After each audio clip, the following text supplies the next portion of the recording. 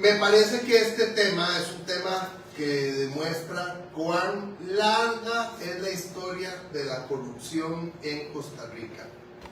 Vamos a contar una historia muy antigua, más antigua que yo. Debe tener, yo nací en el 76, tengo 47. Esta historia tiene por lo menos 53 o un poquito más desde los inicios de los 70, lo que vamos a contar, que tiene que ver con el polo turístico Papagayo y con el arrebato, el atropello a una familia.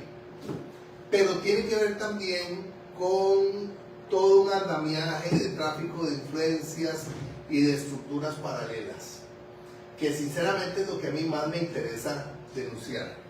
Pero de paso vamos a contar la historia del atropello que ha vivido una familia. El abogado penalista Carlos Luis Salas Rodríguez nos va a hacer el resumen de inicio y luego yo me voy a quedar contando la historia con la familia. Bienvenidos. Doña Alba Mendoza, viuda de Paniagua, el licenciado Fran Paniagua Mendoza y don Jorge Paniagua Mendoza. Don Jorge y don Fran son hijos de doña Alba y la historia tiene que ver con el esposo de doña Alba y con la familia. Ahora sí, licenciado Salas Rodríguez. Muchísimas gracias, Camilo, muy buenas para todos.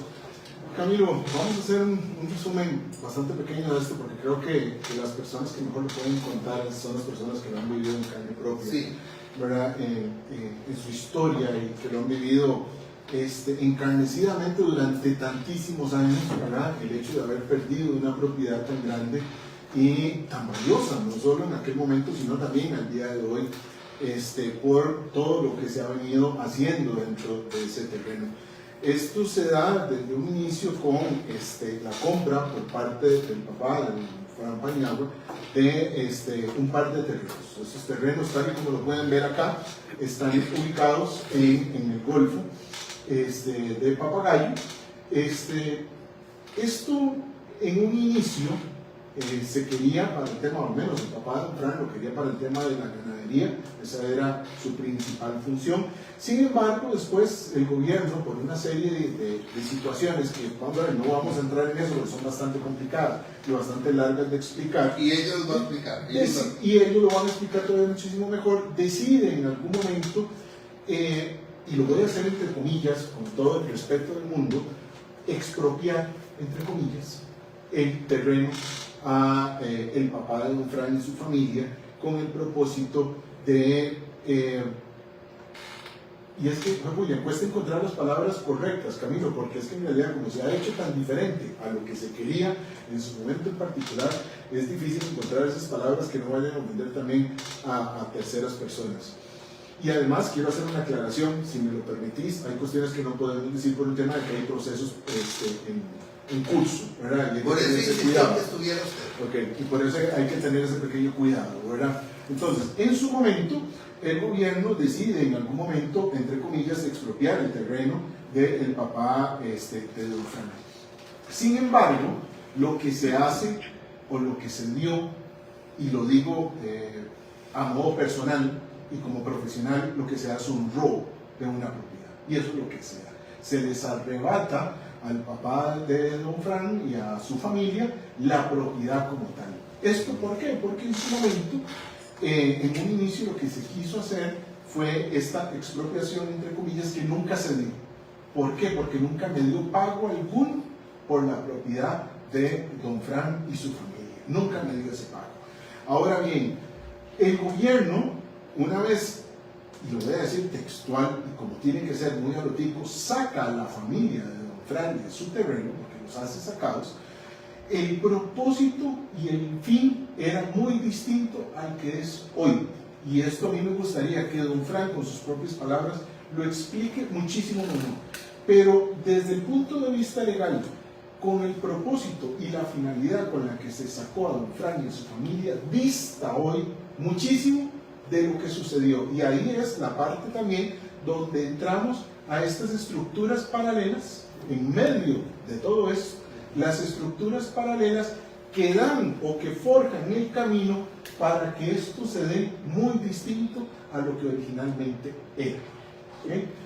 Ahora bien, el día de hoy aquí no es que estamos peleando porque el terreno pues se ha construido lo que se ha construido y hay un interés de por medio, no, simple y llanamente porque a raíz de la muerte del papá de don Frank, él mismo se dio cuenta de que la bendita expropiación nunca fue una expropiación, nunca hubo un pago como tal. ¿Quién se dio cuenta, don Frank? Don Frank, a raíz de la muerte de su papá, al momento obviamente de conversar con su madre y de él como licenciado en Derecho, evidentemente también indagar un poco sobre la situación de cómo se había dado el cambio propietario de ese terreno, pues logra averiguar que efectivamente nunca existió un pago hacia su padre por ese terreno en particular. Ahora bien, esto, como le indiqué, la finalidad de esto no solo es recuperar lo que por derecho le corresponde a doña Alma, porque es doña Alma en este momento, bueno, obviamente sus hijos también, los representantes en relación al sucesorio, pero no es tanto aquí una cuestión legal, es una cuestión también moral de lo que sucedió realmente con ese terreno y de lo que realmente sucedió para que las estructuras de gobierno facilitaran a personas privadas para que hoy se desarrollara lo que se desarrolla en el Golfo, que es dista mucho. En el Golfo de Papagayo. Correcto, que dista mucho al propósito original con el que en teoría llegaron los representantes del gobierno a hablarle al papá de don Frank. Dista muchísimo. Y esto ha sido lastimosamente con colaboración de personeros y de funcionarios del Estado. Sé que ahí es donde a mí me interesa mucho destacar todo el andamiaje de corrupción con el que inicié esta transmisión y grabación. Ok. Hay una propiedad muy importante, ganadera, en una zona en la que no había turismo, desde Acapulco, México, hasta Bariloche, Argentina. En el medio no había turismo. El Banco Centroamericano de Integración Económica piensa en desarrollar el turismo en la zona y ahí cerca una figura política importante, Daniel Oduber Quirós, que después fue presidente de la República, no sé si ya era dueño de la finca La Flor o no, pero ya era dueño de la finca La Flor y él visualiza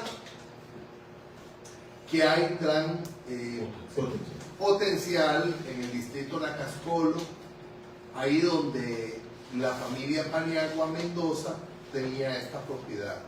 Una propiedad de 1100 hectáreas, que en una segunda parte con el mapa vamos a explicar cómo es que esas 1100 hectáreas estaban ahí conformadas, que era más o menos, que era más de la mitad de lo que pasó a ser después el polo turístico Papagayo. Don Fran, si quiere usted me empieza a contar, por favor, qué fue lo que pasó. O sea, su papá era amigo personalísimo de Daniel Oduber. ¿Y qué pasó? Así es, don Camilo. Y gracias por la entrevista y la oportunidad de exponerle al pueblo de Costa Rica y más allá de las fronteras, donde todo el mundo lo sigue a usted, que cada vez tiene mucho más audiencia y más Gracias. Gracias a la honestidad periodística con la que usted trabaja. Gracias. Con un tema tan interesante como la corrupción. Efectivamente, la hacienda Palmares, se llaman los Palmares, actualmente conserva el nombre de los Palmares, está dentro del pueblo turístico Golfo de Papagayo. Y sí, como usted bien lo expone, desde Acapulco a Bariloche, no existía en los años 70 un desarrollo turístico y el Banco Centroamericano de Integración Económica trata de insertar a Centroamérica en lo que es el turismo y la industria sin chimenea de boga en Europa. El polo turístico Papagayo nace como consecuencia de un proyecto del Banco Centroamericano, quien financia al gobierno de Costa Rica para hacer allí un proyecto, un megaproyecto, un polo turístico de gran envergadura para atraer el turismo a Costa Rica y para generar fuentes de empleo. Y escogen Bahía Culebra. En esa época, estamos hablando de los años 1968 en adelante, y llegado el año 1970, don Daniel Oduber Quirós se postuló, llegó a ser diputado de la República y en el año 1971 renuncia para ir a trabajar al Banco Centroamericano de Integración Económica como director de ese banco. De allí que don Daniel, con intereses muy cerca de la hacienda Los Palmares, sabía muy bien el proyecto del polo turístico Papagayo, que se escoge a Bahía Culebra como el centro de ese polo turístico. Originalmente el proyecto era 14.000 hectáreas, pero se centró básicamente en una hacienda, como decía el licenciado, robada, confiscada ilegalmente por el gobierno de Costa Rica. Que es la hacienda de su papá.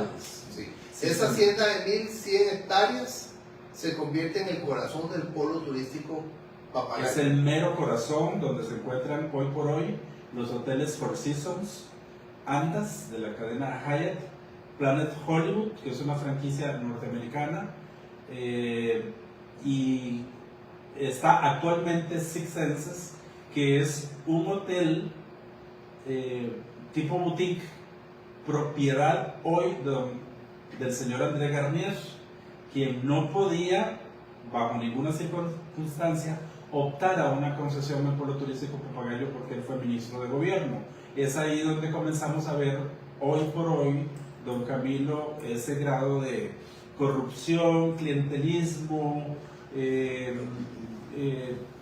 favoritismo, tráfico de influencias de la ley anticorrupción, que es tan lamentable en un país de derecho como lo es Costa Rica. Su papá era amigo de Daniel Oduber y Daniel Oduber lo palabrió con este tema. Así fue. Así fue. Déjeme decirle que en la hacienda de los Paniagua en Paso Tempisque, donde residían mis abuelos paternos, se recibían a grandes personajes de la política y de aquel famoso grupo de Centro para el Estudio de los Problemas Nacionales que da origen al Partido de Liberación Nacional, donde Daniel Oduber, Oscar Arias y todas estas personas insignes. Daniel Oduber, Luis Alberto Monge Álvarez. Llegaban a reuniones de política con el señor Trejos, también con Michandi, con toda esa gente, porque mis abuelos tenían muchas relaciones sociales, comerciales con estas familias.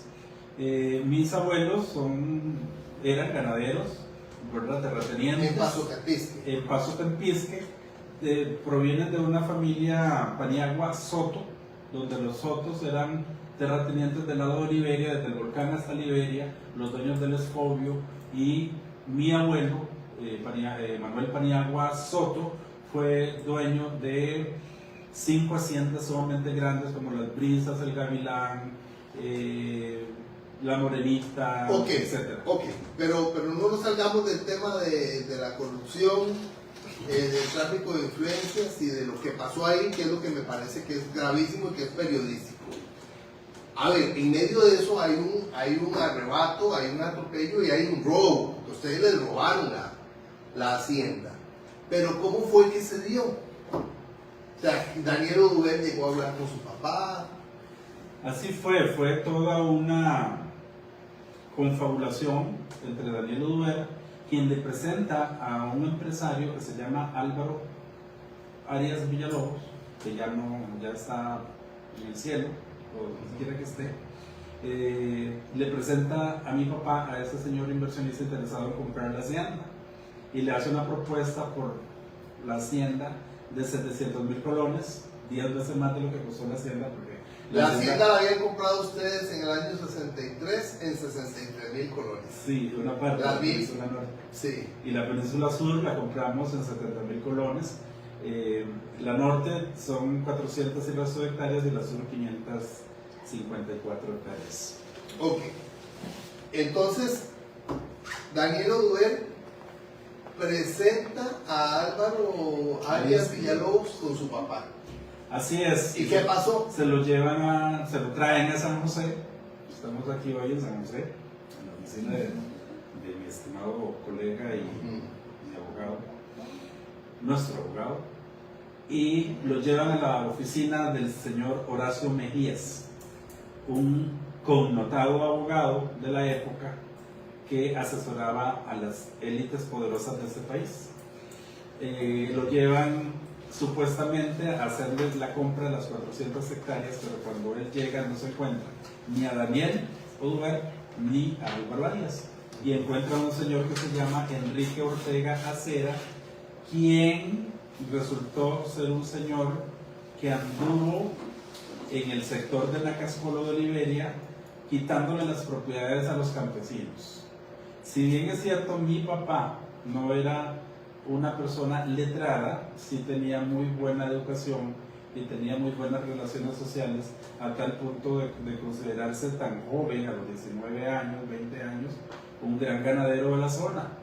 Pero él se dio cuenta que había sumamente algo extraño en todo esto, de llegar a un bufete y no encontrarse a las personas que supuestamente iban a comprar y encontrarse con un señor de cédula 8. Usted sabe, don Camilo, que esas personas nacen en Costa Rica y después les dan un número ahí porque no fue reportado, ¿verdad? Lo cual nos hace pensar que este hombre ya tenía contactos políticos, de tal forma que había obtenido su nacionalidad. ¿Y qué pasó? Su nacionalidad. No le pagaron, simplemente en la escritura. No le pagaron, pero le compraron, le compraron entre comillas, 20 hectáreas inscritas 20 hectáreas. y 185 hectáreas, que era un lote que en la escritura de compra-venta, cuando mi papá compró, lo compró como arrendamientos marítimos.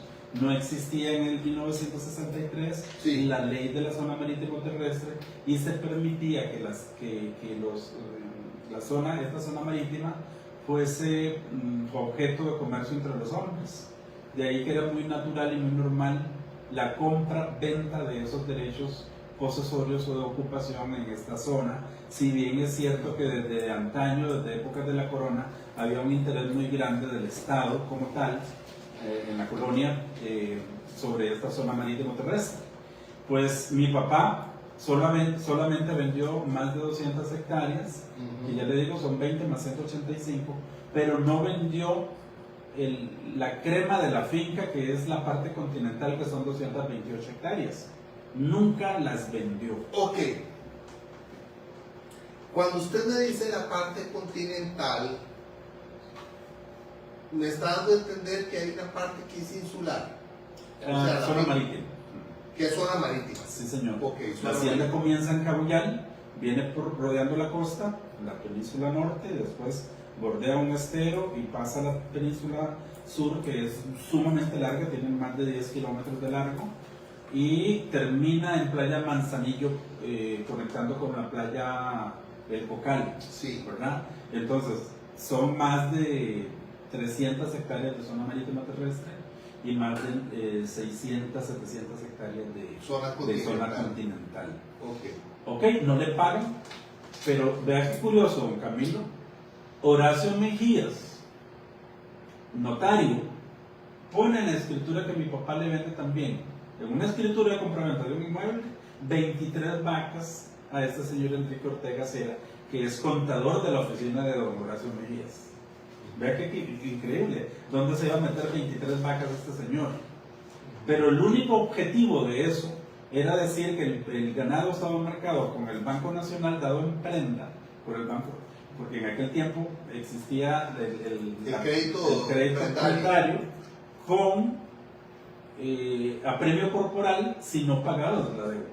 Entonces, muy bien, le ponen una escopeta a mi papá en la cabeza y le dicen que si habla va a morir él y su familia. Mi papá llega taciturno a la hacienda, no dijo nada, cabizbajo, y al día siguiente llegaron por todo el ganado, don Camilo, que no eran 23 vacas, eran cientos de reses y caballos. ¿Y quién llegó por las reses, los caballos? Álvaro Arias Villalobos, con un montón de camionistas, camioneros, ¿verdad? O sea, se robaron el ganado. Se robaron el ganado. Y mi mamá le preguntó a mi papá que qué había pasado, que por qué estaba tan triste, y mi papá no quiso hablar. De hecho, muy pocas veces habló sobre el tema, ¿verdad? Y él trató de salir adelante. ¿Eso fue una estafa o qué fue, don Carlos Luis? Vamos a ver, en realidad, como estafa, o sea, tiene ciertas características de Estafa. mantener el engaño a la persona para obtener un beneficio patrimonial antijurídico. En Sí. realidad,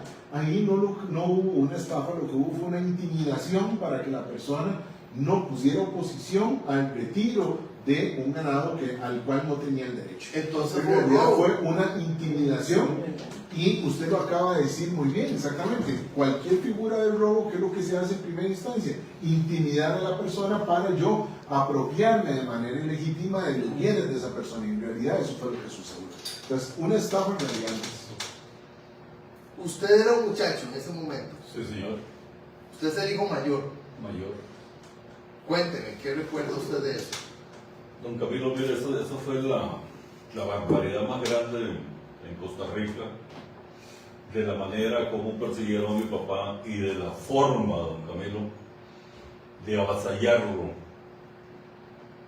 El ganado lo recogieron hoy y mañana tenía orden de captura, donde los jeeps verdes que usaban antes, la guardia, lo perseguían por aire y mar para A su papá. a la cárcel.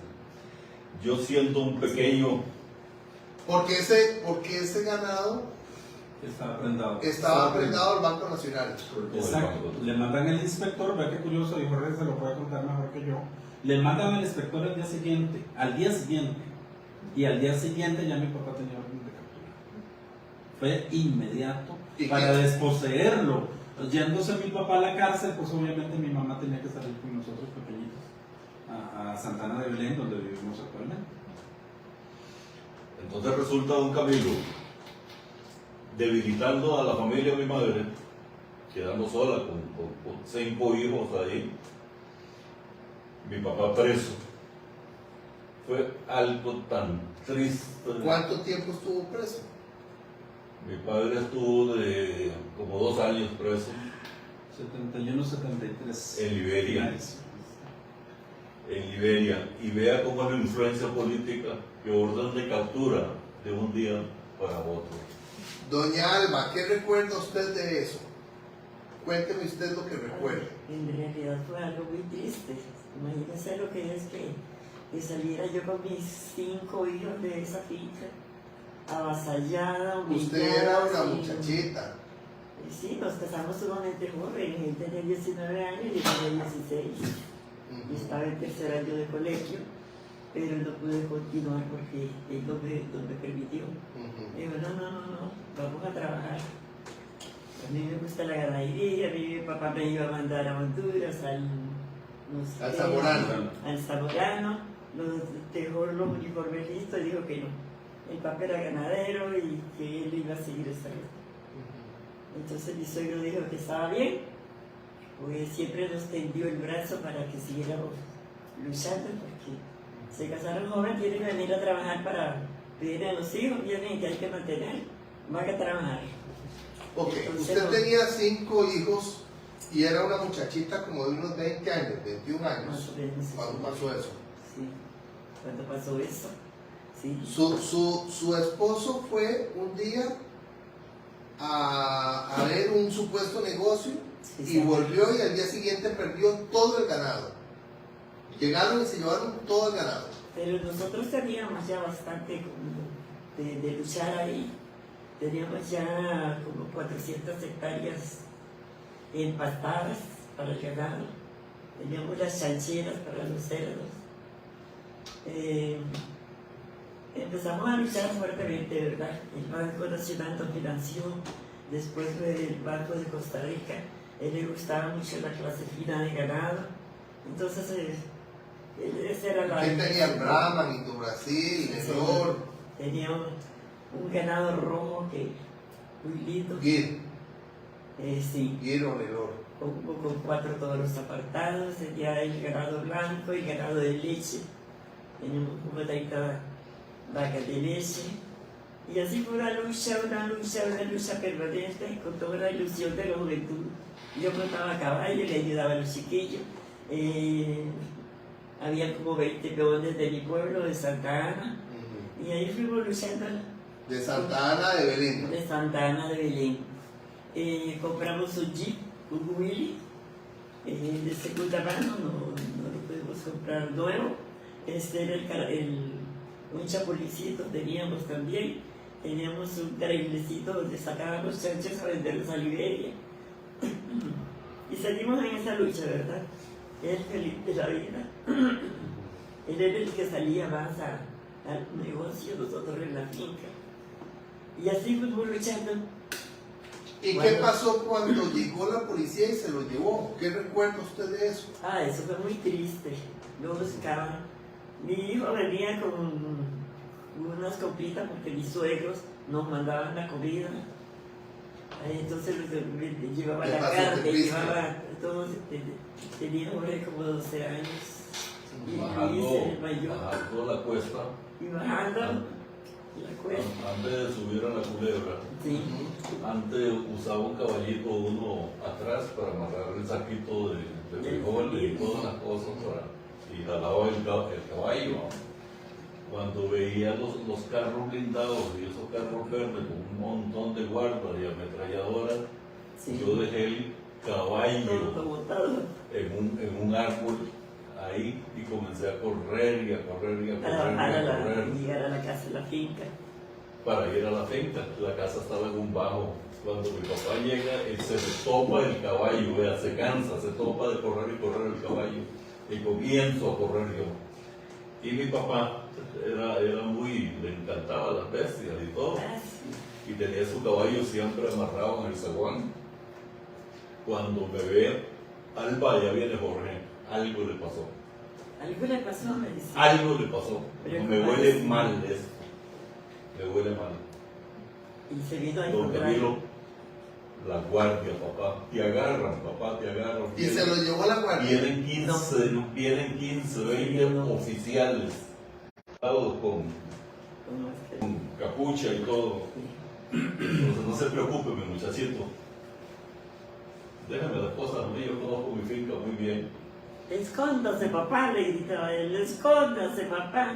Son un montón de los que vienen. Y ahí en la culebra, era donde estaba la casona, fundadora de esa finca. Y eso lo había comprado mi suegro para Joaquín, para uno de los hermanos de mi marido. Entonces él le decía a Jorge, corra papá, corra para que su papá se esconda. Entonces el chiquillo le gritaba, escóndase papá, escóndase. ¿Cuándo se lo llevaron a él? En esa entrega no lo encontraron, no se entregó. Eso sucedió en 1971, don Camilo. Sí. Sí. Nada más para, Camilo, disculpe que haga la interrupción, pero para Sí. que la gente también tenga en contexto, porque la gente Sí, puede sí, llegar sí, y sí. creer de que es increíble de que en ese tiempo llegara la policía de esa manera y detuviera a una persona de la forma en la que Sí. detuvieron al papá de don Frank. Tenemos que recordar que en aquel tiempo el Ministerio Público no existía, o sea, la Fiscalía, eso no existía, la organización del Ministerio, del Organismo de Investigación Judicial tampoco existía. Lo único que existía en ese momento eran los comisionados de la delegación de policía y se lo presentaban al juez y eso era todo. Acordémonos que el Ministerio Público fue creado hasta el 1 de Y julio había jefe político. de 1975.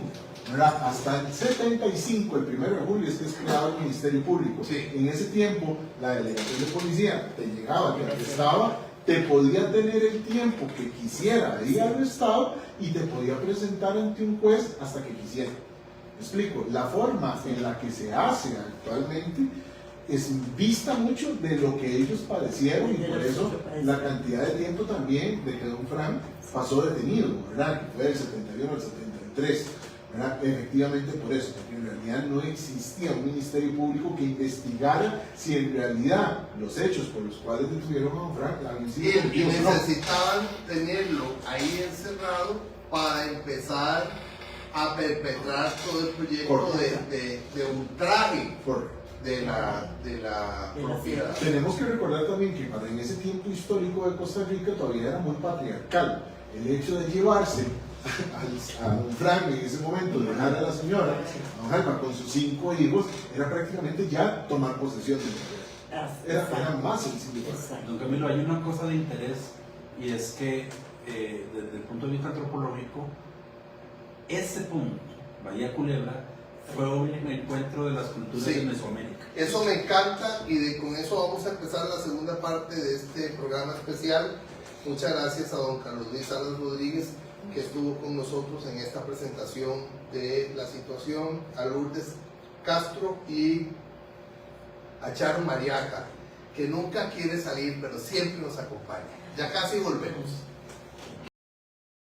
Estamos hablando de una situación que se vivió hace más de 50 años con respecto al polo turístico Papagayo y a lo que una familia, la familia Paniagua Mendoza, considera, yo también lo considero un robo terrible. Esto es parte del Golfo de Papagayo y esto es Bahía Culebra. Bahía Culebra es el sitio del que vamos a hablar. Golfo de Papagayo es mucho más grande, Bahía Culebra es una parte. En medio de Bahía Culebra, el centro del corazón del polo turístico Papagayo, es donde estaba una finca de 1100 hectáreas de la familia Paniagua Mendoza. En Culebra estaba la finca en la península, está la norte, la península norte y la península sur. En total son 1100 hectáreas.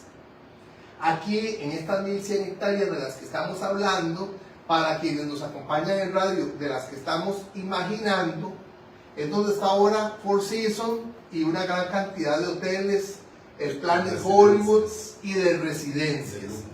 Y además está un proyecto turístico prohibitivo para los costarricenses. Es decir, ahí hay sectores a los que nosotros ni siquiera podemos ingresar. A partir de esta idea que estamos haciendo de esas dos penínsulas y de estas 1100 hectáreas, es que vamos a terminar de contar la historia de un arrebato que vivió esta familia. Así es, don Camilo.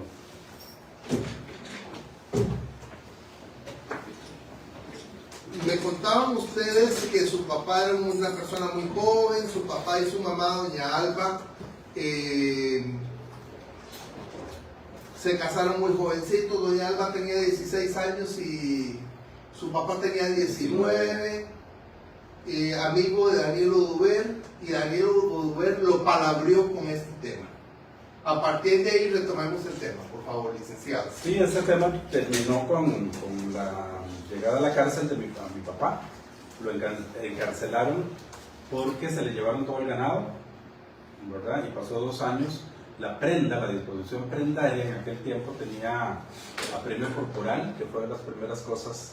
La prisión por deuda no se usa en los países civilizados, que fue luego abolido todo esto por la Sala Constitucional cuando se creó la Sala Constitucional. Va 2 años a la cárcel, en el año 1971 finales, y sale en 1973. Para 1973 mi padre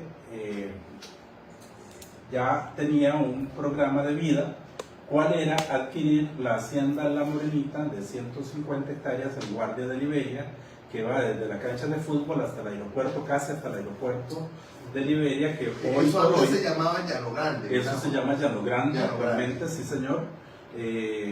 Hoy por hoy esa hacienda vuelve Daniel Oduber a la familia, ¿verdad? Tal vez con un poco de una carga moral por lo que había pasado con los Palmares, y le hace una oferta a mi madre, que era la dueña de la hacienda, porque mi abuelo le vende esa hacienda a mi mamá por lo que había pasado en Palmares, ¿verdad? Ok, en Palmares estamos hablando, para no desvelarnos, la hacienda Los Palmares es la hacienda de 1100 hectáreas de Bahía Culebra. Así es. Ok, esa hacienda se las arrebataron. Recuérdeme cómo pasó. O sea, su papá va a una firma a firmar, le iban a comprar una parte supuestamente, pero al final le robaron todo. Al final se quedaron con todo, y esta misma gente que fraguó toda esta estafa y esta desposesión con posterior usurpación y usufructo y lucro indebido de la hacienda, no sabía que mi papá era dueño de la segunda península, lo desconocían. La segunda península es la sur, ¿verdad? Es la península sur. Sí, que es la grandota. hacienda, sí, la grande, donde está el complejo hotelero y residencial. La hacienda comenzaba en Cabullal y terminaba en Playa Manzanillo, ¿verdad? Entonces, la disposición de 1971 a 1973 es fraguada sobre la península norte, ¿verdad? Podríamos decir de relevancia que con la compra de una nueva finca cuando mi papá sale y la venta a la Algodones de Costa Rica, Jorge, o a Codesa,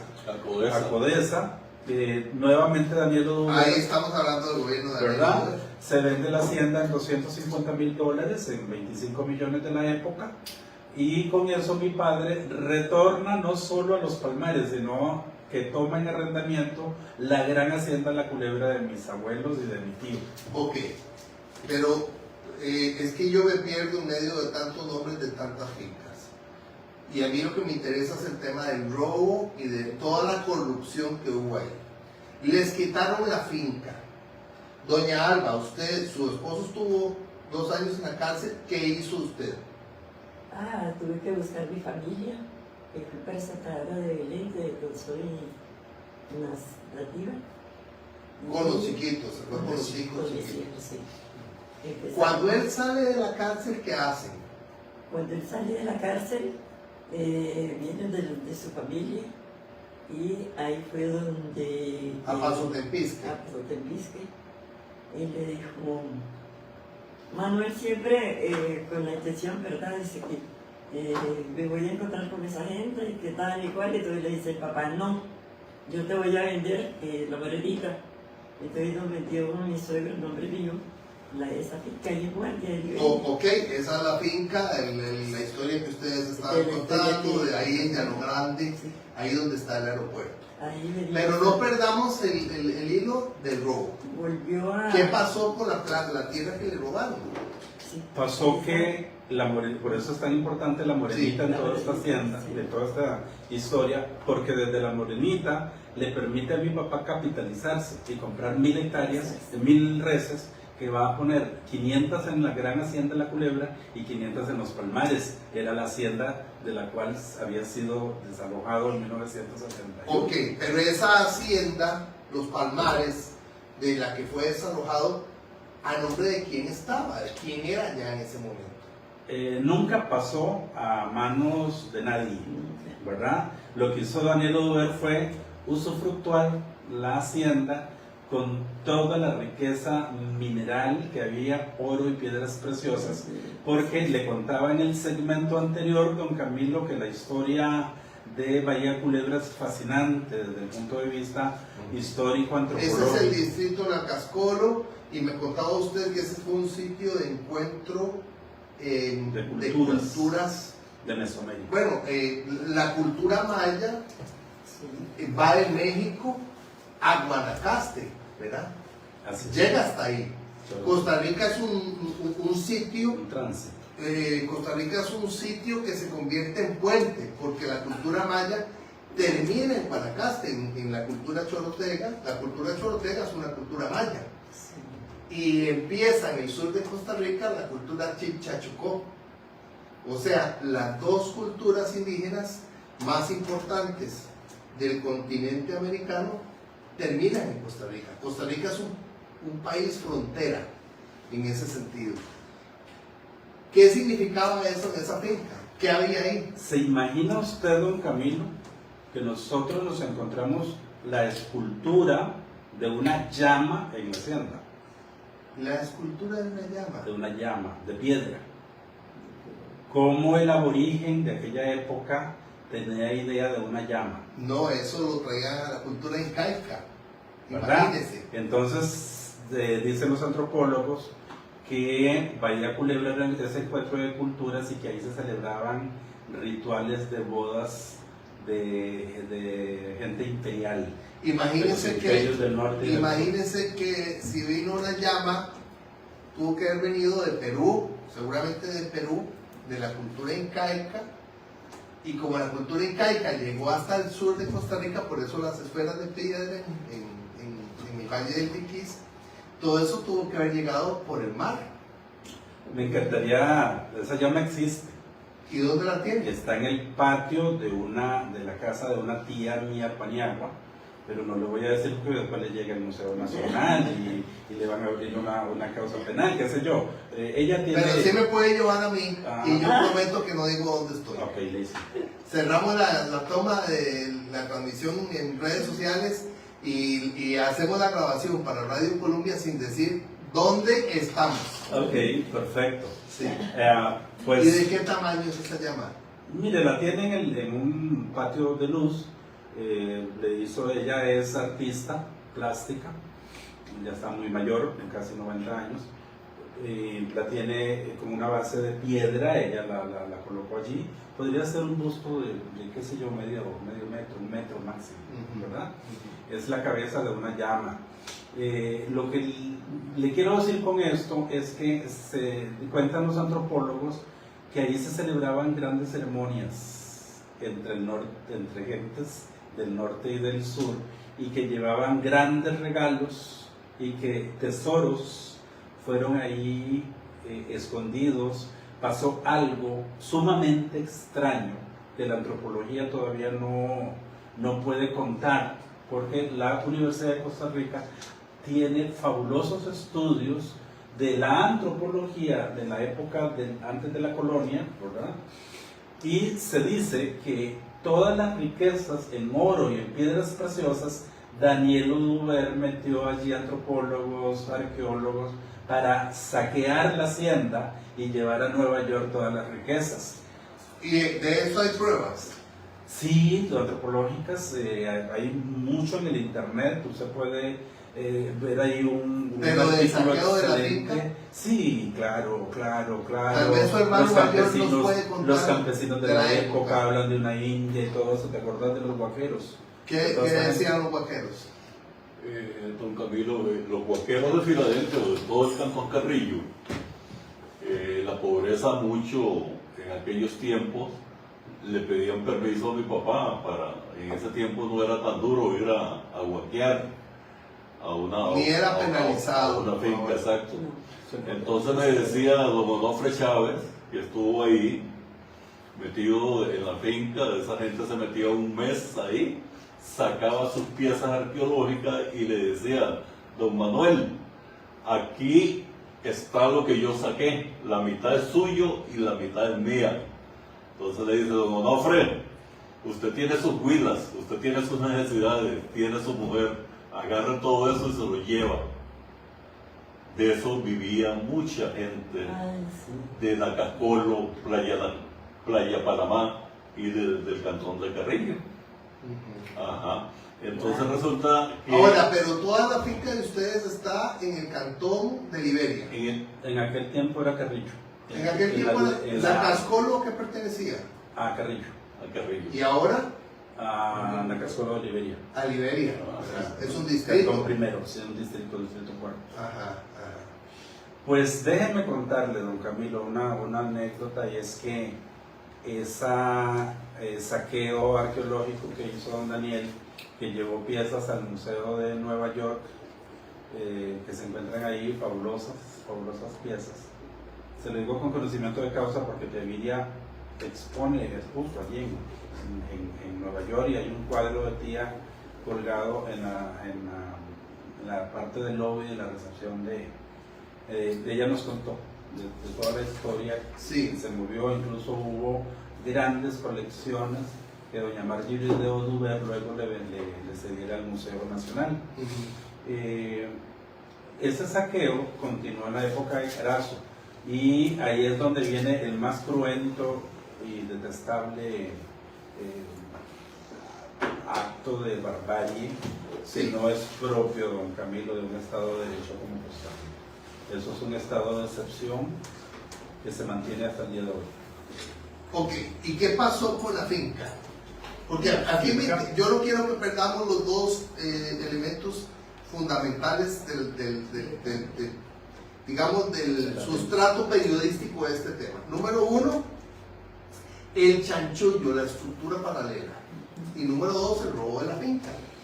Porque la finca nunca se la pagaron a su papá. Pero déjeme decirle, don Camilo, que mi padre fue desposeído entre el 71 y el 73, pero en el 74, don Daniel Oduber llega presidente de la República. Sí. Entonces, sigue la supuesta amistad entre ellos, ¿verdad? O sea, su papá siguió siendo amigo de Daniel Oduber. Sí, porque Daniel era un tipo muy especial, muy carismático. Él, incluso mi papá le ayudó con las campañas económicamente. Mi papá, aún con lo que había pasado, le ayudó con las campañas políticas del 74. Y le dijo: Manuel, te voy a compensar, te voy a comprar la hacienda Morenita. Y se vendió bien en 25 millones. Pero ¿quién se la compró? ¿Se la compró Daniel o se la compró el Estado? El Estado de Costa Rica, Algodones de Costa Rica, que era una subsidiaria de Codesa. De Codesa, ¿sí? Sí. Que fue el proyecto empresarial del Estado, siendo presidente Daniel Oduber, que de ahí viene, por ejemplo, Fertica, Recope, que llega hasta nosotros, Alunasa fue parte de ese proyecto.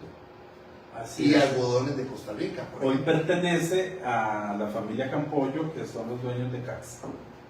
Eso que era también un patrimonio de los costarricenses, pasó hoy por hoy a manos privadas en el gobierno de Óscar Arias.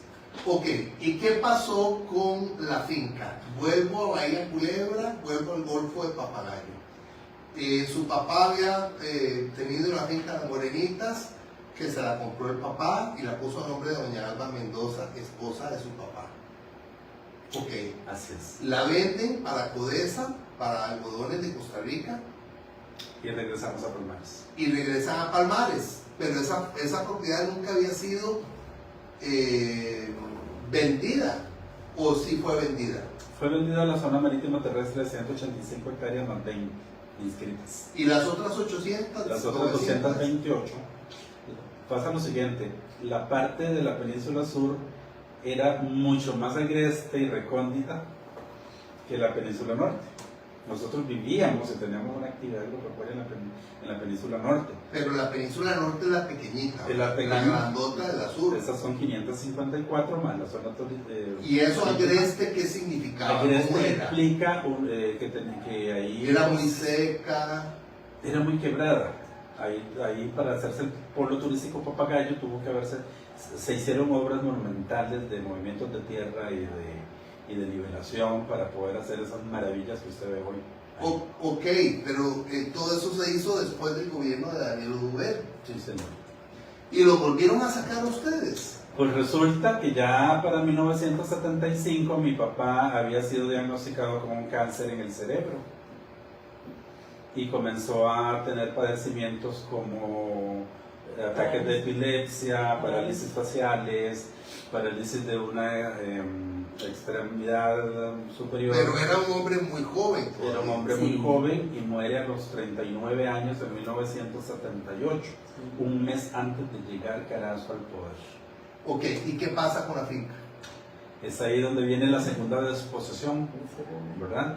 La desposesión la planea, la planifica de la forma más fría y más escandalosa también, por lo grosero de los actos de disposición patrimonial, el gobierno de Rodrigo Carazo, en la figura de su primo Enrique Odio, el primo de él, a quien él mismo, don Rodrigo Carazo, nombra como director ejecutivo del Instituto Costarricense de Turismo. Entonces viene un planeamiento intelectual, notarial, topográfico, planeado por el hijo de don Rodrigo, don Mario Carazo Celedón, ¿verdad?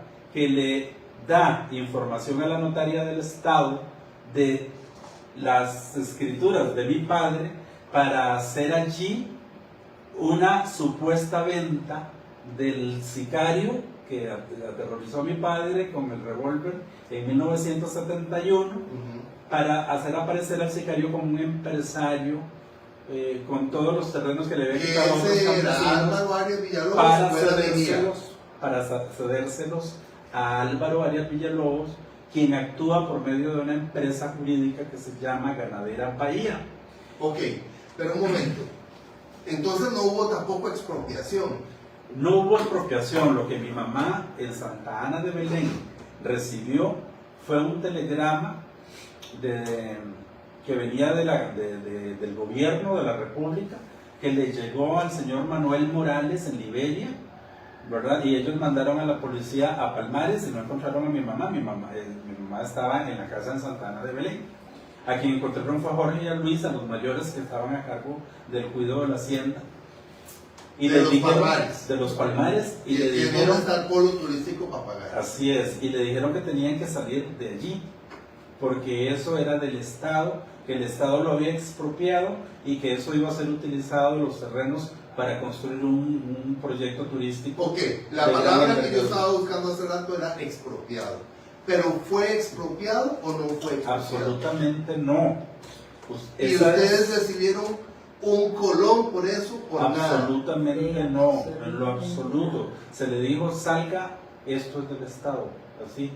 Entonces, como llegaron y vieron a Jorge solo, entonces llegaron a Santa Ana de Belén y le dieron a mi mamá el telegrama, tiene que salir doña Alba, le vamos a dar 15 días. En esos 15 días Jorge tuvo que agenciárselas para sacar más de 500 reses, ¿verdad? Porque se habían vendido muchas. Bueno, por lo menos en ese Ajá. momento no le robaron las reses como la primera vez. No, para nada, fue una orden de don Rodrigo Carazo de sacar. Sí, nos dio 15 días. 15 días para salir. con el ganado. Sí. Entonces Jorge saca el Sí, ganado, totalmente. se le Ok. mueren reses en el camino y al final terminan en Ok, la casa. tendremos un programa más para concluir con este atropello del que nos está hablando la familia Paniagua Mendoza, cómo supuestamente se expropió algo que no se expropió en tres gobiernos, porque estamos hablando del gobierno de don Pepe del 70 al 74, del gobierno de Danilo Duer del 74 al 78 y del gobierno de Rodrigo Carazo del 78 al 82. Daniel y Carazo en el caso de ustedes. Sí. Ya vamos a tener esa segunda parte.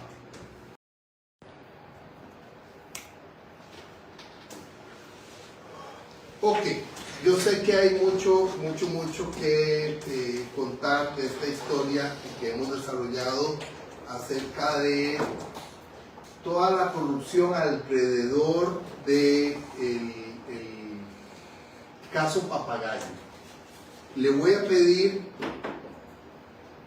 licenciado Paniagua Mendoza, que me cuente a partir de la situación que hemos estado hablando de una finca que le quitaron a su familia en los años 70, lo que pasó después, en qué situación están, porque usted está como abogado dedicado exclusivamente a buscar que esta propiedad 50 años después vuelva a su familia porque nunca le fue expropiada. Y es un caso enorme, me parece que de los más grandes de la historia judicial del país. Así es, don Camilo, no existe ninguna demanda reivindicatoria o por daños y perjuicios superiores al caso Papagayo. Ujú.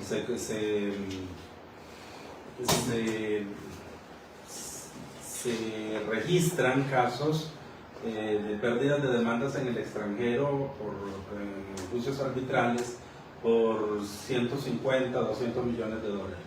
Papagayo hoy por hoy es un caso de 10 mil millones de dólares, Ok, tomando en cuenta el valor de la tierra y las ¿y construcciones. qué es lo que ustedes pretenden? La hacienda, que se nos reivindique la hacienda con todas las mejores existentes sobre ellas como un derecho de accesión que prevé la ley a favor del propietario, dueño de un terreno en donde se construyen, hacen construcciones sin su permiso. ¿Y qué permiso podía otorgar mi padre si estaba muerto? La ley dice que a una herencia yacente, la herencia yacente es la que queda ahí, ¿verdad? Cuando una persona muere, Sí. sus bienes quedan en forma yacente hasta que existe un albacea que lo represente en la mortual o en el sucesorio. La persona jurídica por excelencia que se dedica a la liquidación de los bienes de un muerto se llama mortual o Ujú. sucesión. Sí. Abrimos el sucesorio en el año 2014 en el juzgado contravencional de Carrillo con la jueza Amadita Barrantes. Y nomás abrimos el sucesorio, me cayó encima el Poder Judicial encima con la ¿Y qué digo? con la presencia de Sarela Villanueva como presidenta de la Corte Suprema de Justicia, dándole órdenes directas a Amadita para que me hiciera la vida imposible con el sucesorio, de tal forma que hoy por hoy, después de casi 10 años, don Camilo, el sucesorio no ha avanzado en lo absoluto, más que con la declaratoria de herederos. ¿Qué esperan ustedes de esta situación? ¿Qué esperan que pase? Justicia, justicia para mi familia, justicia para el pueblo de Costa Rica, porque, don Camilo, nuestras luchas, la lucha de mi familia, se da en los tribunales de justicia. Si yo he llevado este caso a la parte pública y le he dado publicidad en redes sociales, es básicamente como una herencia, como una consecuencia, como un efecto colateral del daño sufrido por mi familia. Al pueblo de Costa Rica se le trasladó el desarrollo con fondos públicos de esa hacienda robada para regalársela, para dársela en concesión regalada por $1 a Rodolfo Jiménez Borbón, el dueño de la cervecería Costa Rica y de la Nación, y el hombre más rico. ¿Y quién se lo regaló? El ICT, el Instituto Costarricense de ¿Y Turismo. por qué dice que En se el lo regaló? gobierno. Ok, muy bien. Vamos a irnos un poquito hacia atrás con la disposición de Sí. Rodrigo Carazo. Rodrigo Carazo muere mi papá el 9 de abril del año 1978. A los 39 A los 39 años de un cáncer en el cerebro. Sí. La viuda queda sola. Viene Rodrigo Carazo, toma posesión en mayo y el 25 de julio ya le estaba exponiendo en Santa Cruz de Guanacaste al pueblo de Costa Rica un proyecto que se llama Polo Turístico Papagayo. Pero y ¿quién, que fue quién lo presentado expuso? el señor Rodrigo Carazo Odio. Él. Sí, el proyecto es de él y llevado a la Asamblea Legislativa, en donde se forma la ley 6370, que viene a tratar de legalizar la ocupación, usurpación, desposesión ilegítima creada desde el gobierno de Daniel Oduber y continuada en el gobierno de Rodrigo Carazo, indicándose que se declaran de interés público a efectos de expropiación o compra directa los terrenos que se usarían para establecer allí el proyecto Polo Turístico Papagayo, financiado ya por una ley especial por el Banco Centroamericano de Integración Económica. De tal forma, se crea la ley 6370 de agosto de 1979, Sí. que prevé y que declara de utilidad pública los territorios desde Playa Cabullal hasta Punta Cacique, que es el límite entre Playas del Coco y Playa Hermosa. Es decir, se llevaron prácticamente todo el Golfo de Papagayo, Sí, con todo más el de Golfo. 33 playas, 11 playas de Liberia y 22 playas de Liberia y 11 playas de Carrillo, pasándole por encima de una forma inconstitucional, no solo porque la ley no fue aprobada por los 38 votos que requiere para la Constitución Política para aprobar y declarar de interés público una propiedad privada, sino también porque transgrede la autonomía del régimen municipal, creando un estado con una población flotante, una especie de mini estado dentro de Guanacaste, dentro de Costa Rica, en los cantones de Liberia y de Carrillo. Ok, don Jorge, usted que tiene esa tez de Chorotega, ¿qué piensa de todo esto? Usted como guanacasteco y como hijo de quien era el dueño de esa tierra y que lo vivió siendo niño. Sí, señor, y el dolor que más me duele a mí es que nos roban la hacienda, la desarrollan con fondos públicos, burro amarrado contra tigre suelto, palabra guanacasteca, burro amarrado contra tigre suelto. Sí, porque desarrollan eso como con fondos públicos, pero al final los proyectos son privados. Yo creo, don Camilo, que usted está poniendo el dedo en la llaga del escándalo más grande en la historia de Costa Rica, en donde se roban una hacienda, la desarrollan con fondos públicos, se la dan en 5,000, 10,000 dólares, no sé cuánto, a Rodolfo Jiménez Borbón, y la valoran en el registro público en 1,000 colones. Y no pagan impuestos. La valoran en 1,000 colones. Está valorada en 1,000 colones en el registro público. Todas las mansiones de Papagayo de más 40 millones de dólares. Hoteles de más de 300 millones de dólares como el Four Seasons están valorados en 1,000 colones. Ritz-Carlton, de la franquicia Ritz-Carlton, que son las más caras del mundo prácticamente. Actualmente hay 36 suites que se venden en 13 millones de dólares, valoradas en 1,000 colones en el registro público. Crearon un registro paralelo al registro nacional que se llama Registro Nacional de Concesiones, en donde se inscriben todo tipo de fechorías, porque eso no son contratos, don Camilo, eso es una estafa al pueblo de Costa Rica. Bien, vamos a seguir con este tema en una próxima entrevista. Muchas gracias. Muchas gracias, doña Alba. Gracias a los hermanos Paniagua Mendoza por la entrevista. Gracias a Lourdes.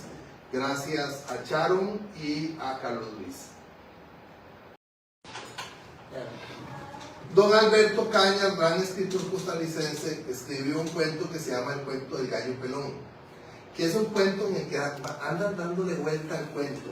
Entonces empieza diciendo, mira, es que yo quería hablar de Pedro que se jaló una torta con Juan. Por cierto, Juan, que es hermano de tal, que es el cuñado de tal, y empieza el cuento así y nunca termina. No quiero que nos pase lo del cuento del gallo pelón con esta historia. Así que vamos a entrar al tema del arrebato del polo turístico Papagayo, ahora sí con un resumen que nos va a hacer don Jorge. Yo le dije antes de esta entrevista, que lo escuché diciéndolo, que por favor hiciera el resumen igual. Cuente, por favor, ¿qué fue lo que pasó? Ahora sí. Mira, don Camilo, el problema de esto es que en el gobierno de Rafael Ángel Calderón Fournier le dan una concesión a don Rodolfo Jiménez Borbón, sean 5,000 o 10,000 colones.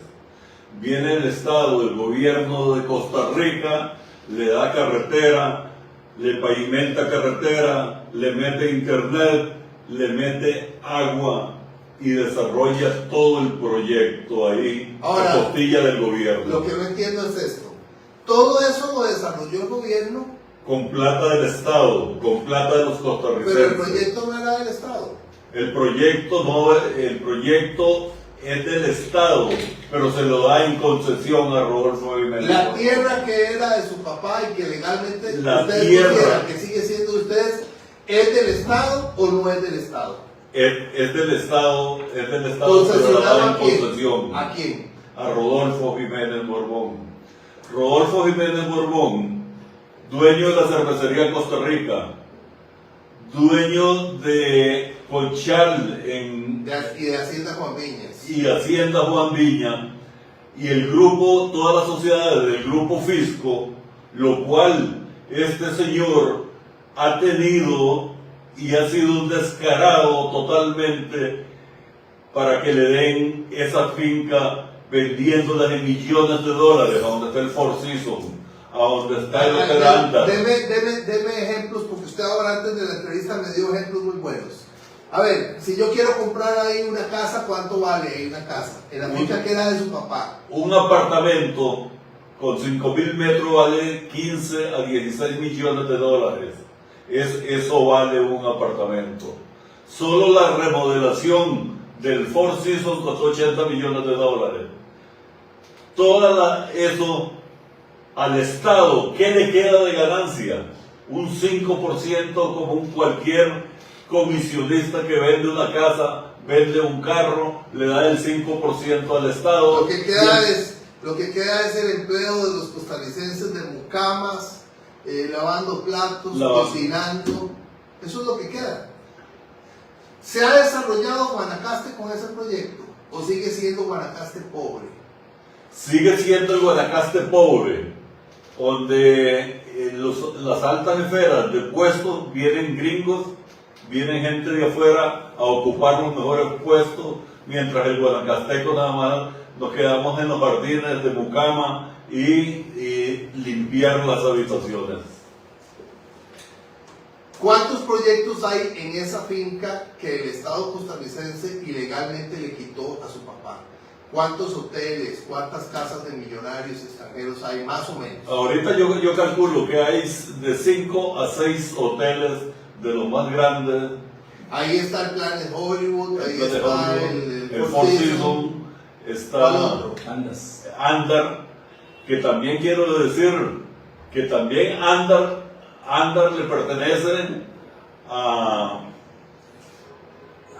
Karim Jamal. Karim Jamal Alibay. Karim Jamal Alibay lo que hace es vender apartamentos, vender lotes de segregaciones, don Camilo, en 1.000 colones y en 10.000 colones y en 100.000 colones para evadir los impuestos al pueblo de Costa Rica No, y no pero pagar. explíqueme eso en plata efectiva. Si yo me pego el gordo y quiero comprar ahí una casa, ¿cuánto me vale ahí una casa? 13 millones de dólares. 13 millones de dólares vale. ¿Y cuánto le queda al Estado costarricense? El 5% de comisión le da Rodolfo Jiménez Borbón o Península Papagayo al ICT.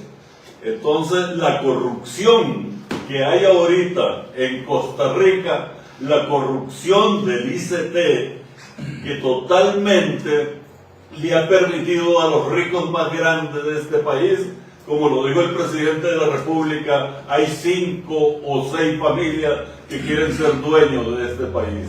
Es una injusticia lo que han hecho con mi madre, es una injusticia lo que han hecho con mis 5 hermanos, con mi hermano Fran Paniagua como abogado también.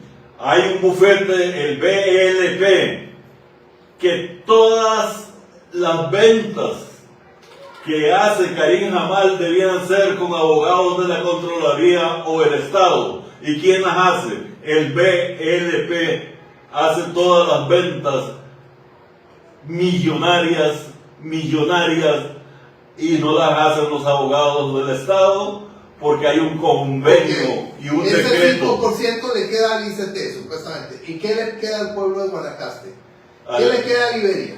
¿Qué le queda a Liberia? A Liberia le quedó y a Filadelfia le quedó subir el agua un porcentaje más para poder desquitar esos 12 millones de dólares que costó el acueducto nuevo en Papagayo. ¿Quién hizo el acueducto nuevo en Papagayo? El AIA.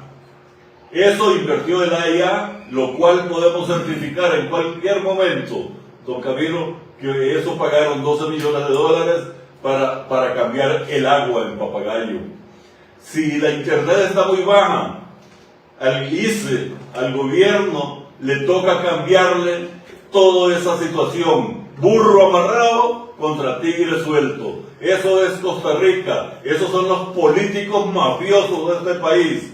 Esa mafia organizada que existe en este país tiene que acabarse. Gracias a la meseta central, gracias al periodista Camilo Rodríguez, gracias a los abogados que tenemos en la meseta central, hoy que están dando la cara por esta viuda, hoy que están dando la cara por el licenciado Fran Paniagua, que han tratado de ignorarlo y meterlo a la cárcel, diciéndole a mi madre pata al suelo, diciéndole a mi madre que cómo puede ser dueña de 2 penínsulas, cuando Manuel Girón García, Federico Apestegui, gente honrada, le vendieron a mi madre con escritura pública. Y así levantamos la cara ante Costa Rica para decirle a Costa Rica y a San José, la capital, y a todo Guanacaste, que verdaderamente el ICT es una corrupción total. Y le voy a decir total, el de Aldesa, Javier Chávez, en el gobierno de Carlos Alvarado, le quitaron la concesión de Montelbarco en 15 días y en 8 días se la devolvieron para atrás para que todos los inversionistas a donde le dieron plata a Javier Chávez no pudieran embargar esa concesión. Para eso se presta este gobierno, para eso se prestan los políticos. Por eso, en este gobierno, ojalá Rodrigo Chávez llegue hasta el final de este asunto, porque la delincuencia de estos políticos sin medida para hacer dinero, sin medida para ocultar los impuestos que el pobre los necesita.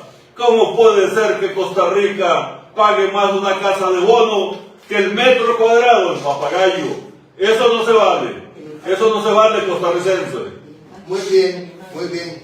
Yo le dije que usara el cuaderno para que hiciera el ejemplo como lo hizo en el corte, pero lo agarró del micrófono y le salió muy bien. Conclusiones.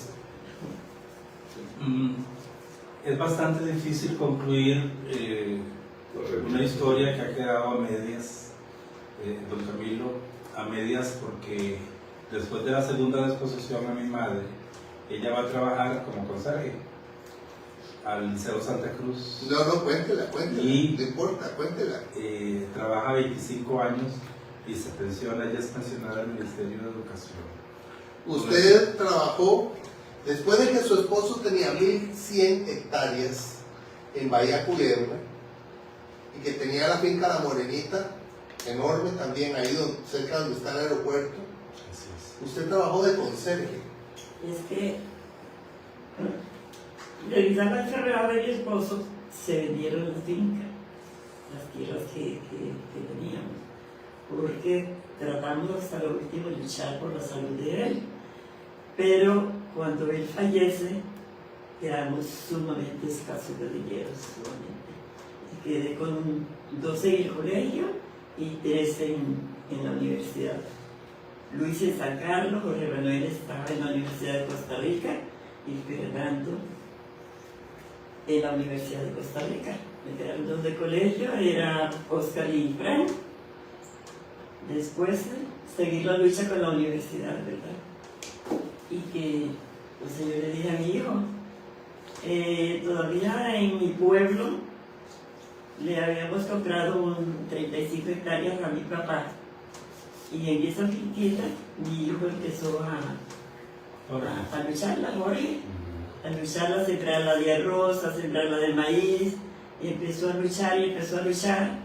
Me dice, mamá, con esta finquita, pegarme nombrada, tal vez del Banco de Financia, para sembrar arroz, quiero sembrar arroz. Me dijo, vaya, lucha.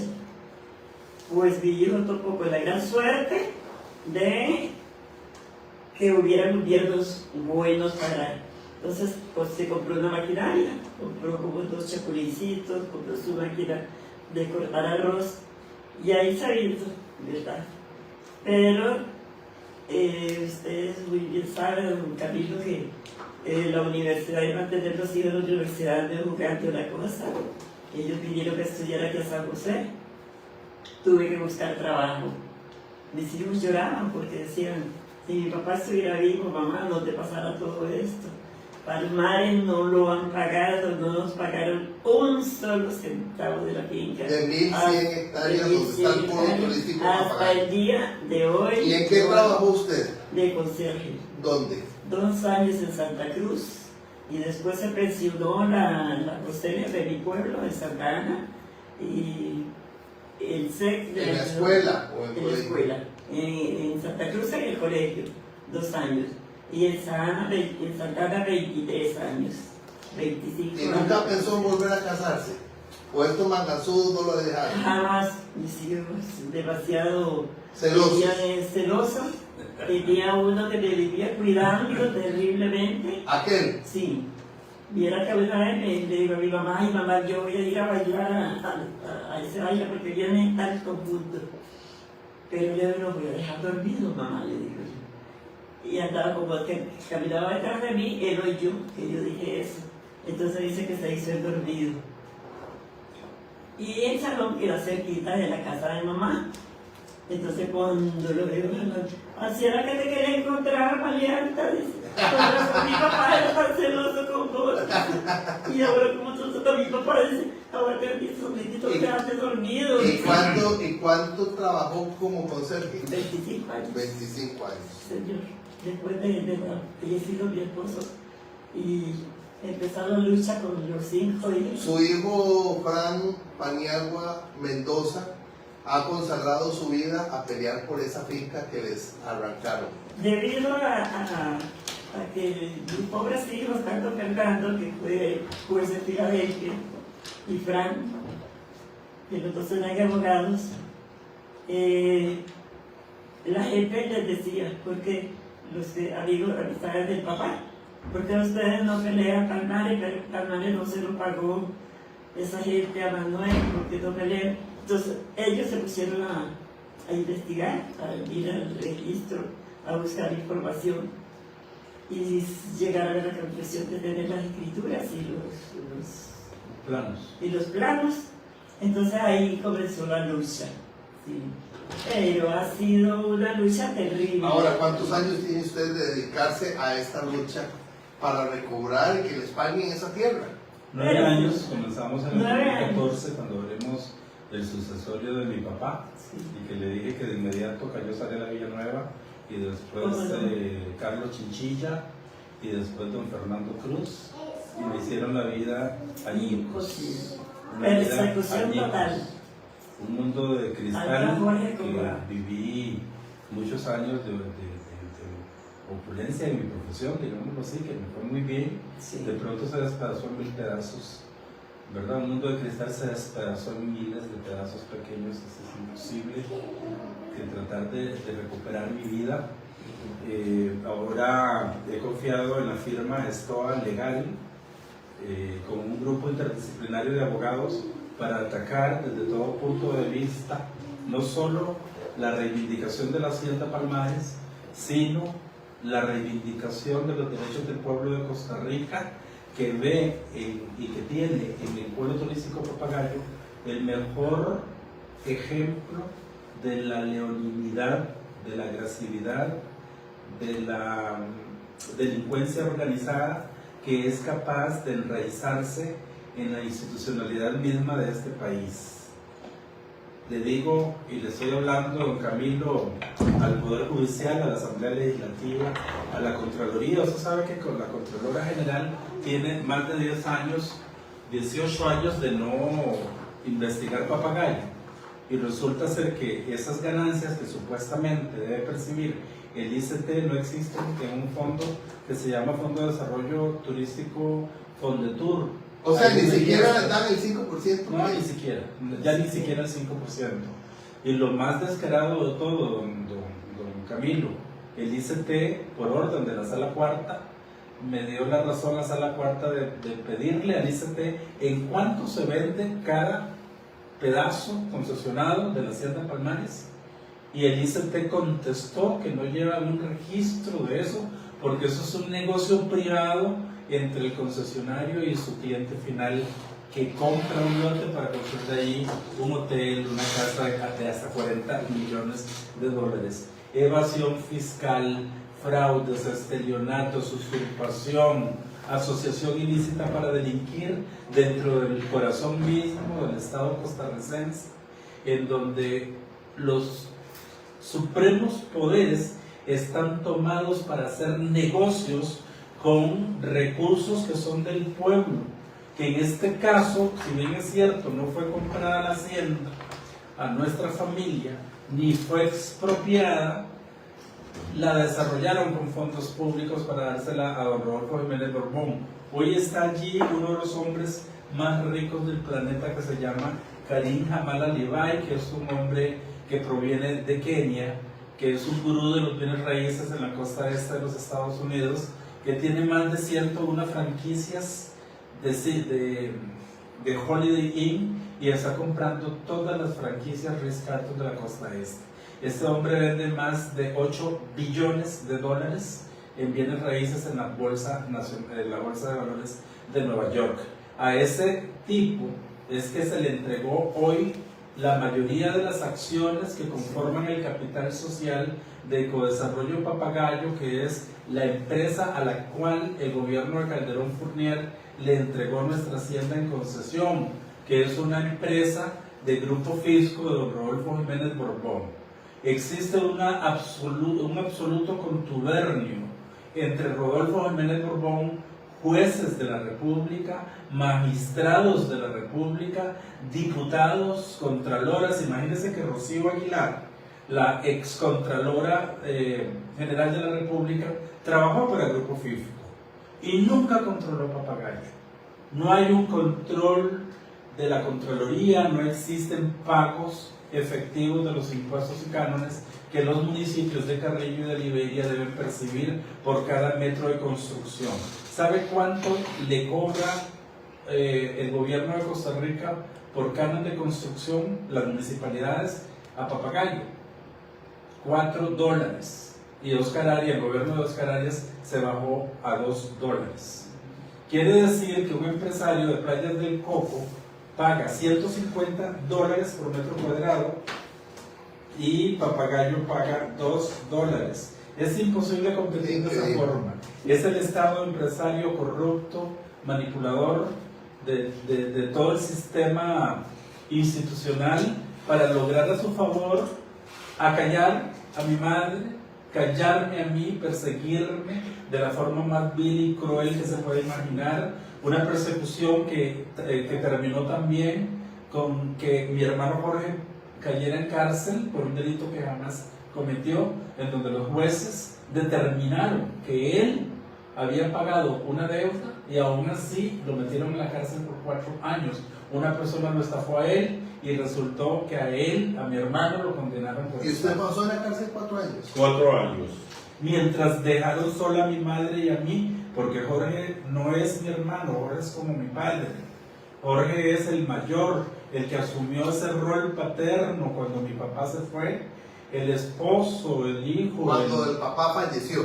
Cuando mi padre se murió, Sí, a los 39 él años. tuvo que salir de la Universidad de Costa Rica para poder hacerle frente a la hacienda, al poco ganado que quedó y los pocos bienes que dejó mi papá, creyendo siempre, don Camilo, que esa hacienda fue expropiada. Imagínense que a mi mamá, a una viuda con 5 hijos en brazos, le dijeron que esa finca había sido expropiada. Y hoy, don Camilo, hoy le están diciendo a los jueces de la República que esa finca fue expropiada, con un documento de 3 líneas del director del Polo Turístico Papagayo, don Henry Wong Carranza, un oficio que dice que la hacienda fue expropiada en 3 líneas a una empresa que se llama Ganadera Bahía de Álvaro Arias Villalobos. ¿Sabe cómo murió Álvaro Arias Villalobos? El que estafó a mi padre con Daniel y con el sicario Acera. Murió acribillado a balazos saliendo de un banco. ¿Sabe cuánto dinero llevaba? 30 millones de colones.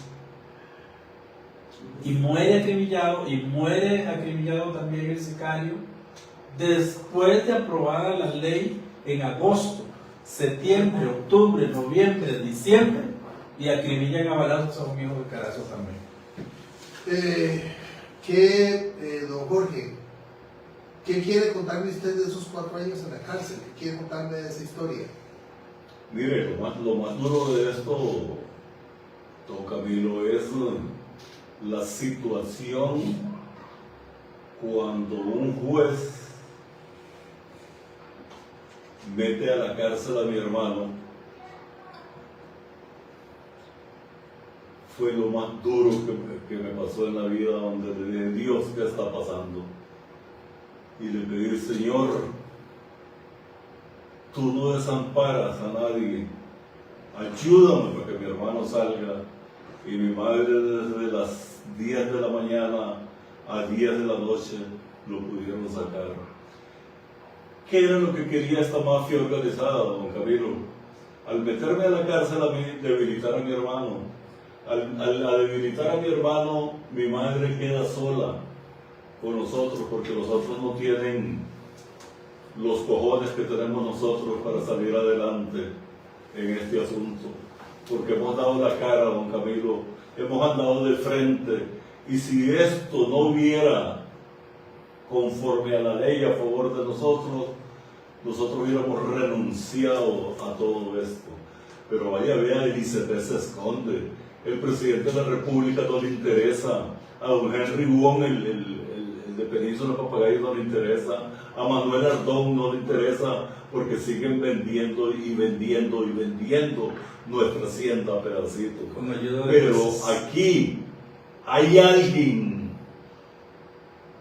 que tiene toda la potestad es el Padre, Dios Todopoderoso, Hijo y Espíritu Santo, que hay jueces buenos y hay jueces malos, que se venden, que son corruptos, pero también hay jueces buenos, que el poder judicial tiene que limpiarse en este país, porque si el poder judicial se limpia en este país, Costa Rica se va a superar y va a tener credibilidad en la justicia de este país.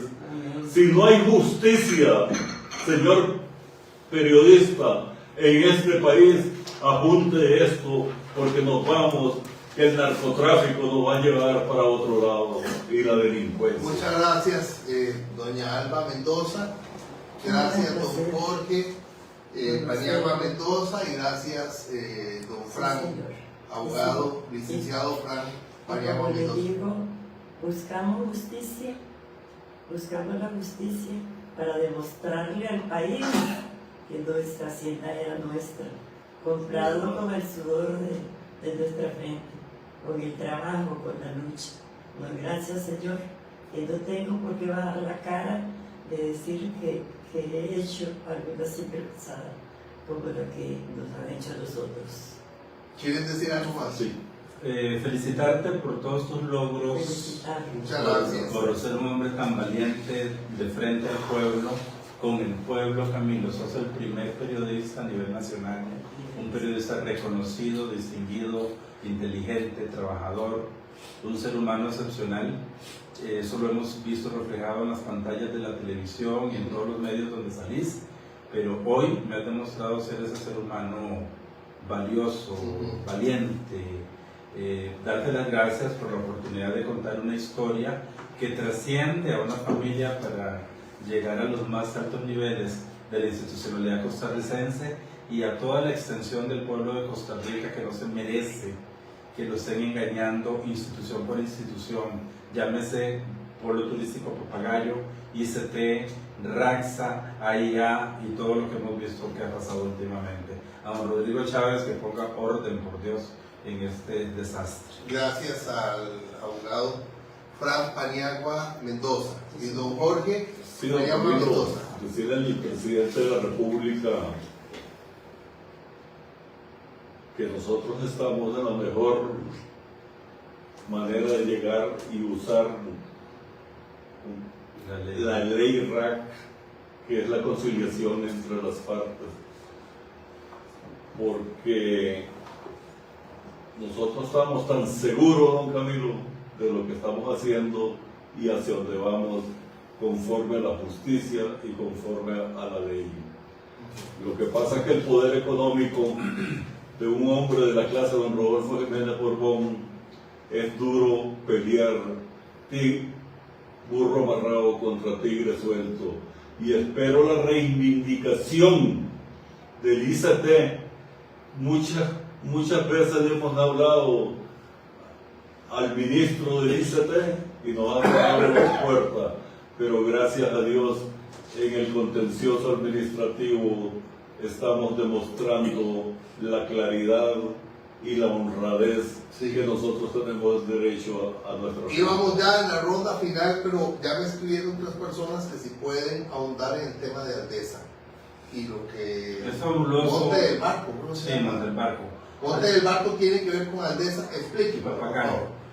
Monte del Barco es una concesión otorgada a Javier Chávez, el que estuvo involucrado con el escándalo de Aldesa. Resulta que Aldesa,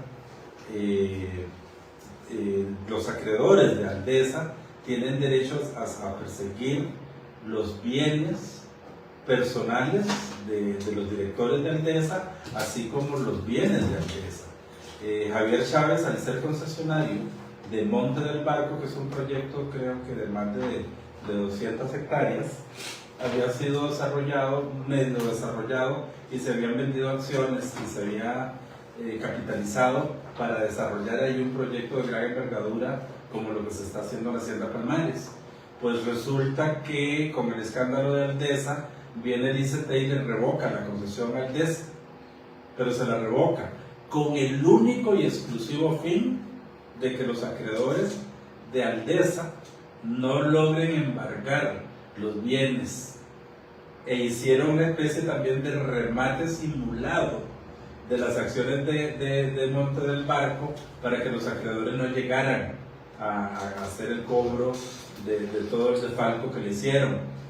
Una vez que pasó el escándalo, una vez que pasó la noticia, una vez que los acreedores de Aldesa resultaron decepcionados y defraudados, el mismo ICT le devuelve cuestiones de un mes y medio a Javier Chávez la dirección nuevamente de Monte del Barco, y ahí está, anclado en el subdesarrollo, no continuó el proyecto,